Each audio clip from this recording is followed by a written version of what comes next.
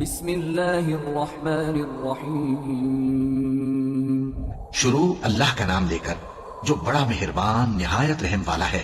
سب تعریف اللہ ہی کو ہے جس نے اپنے محبوب بندے محمد صلی اللہ علیہ وآلہ وسلم پر یہ کتاب نازل کی اور اس میں کسی طرح کی کجی اور پیچیدگی نہ رکھی بلکہ سیدھی اور سلیس اتاری تاکہ لوگوں کو عذاب سخت سے جو اس کی طرف سے آنے والا ہے ڈرائے اور مومنوں کو جو نیک عمل کرتے ہیں خوشخبری سنائے کہ ان کے لیے ان کے کاموں کا نیک بدلہ یعنی بہشت ہے جس میں وہ ہمیشہ رہیں گے، اور ان لوگوں کو بھی ڈرائے جو کہتے ہیں کہ اللہ نے کسی کو بیٹا بنا لیا ہے.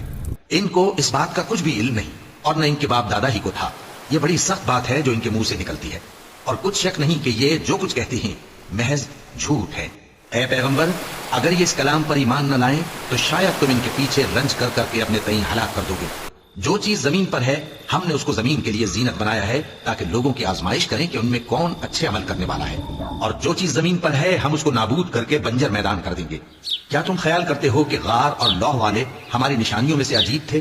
جب وہ نوجوان غار میں جا رہے تو کہنے لگے کہ اے ہمارے پروردگار، ہم پر اپنے ہاں سے رحمت نازل فرما اور ہمارے کام میں درستی کے سامان مہیا کر.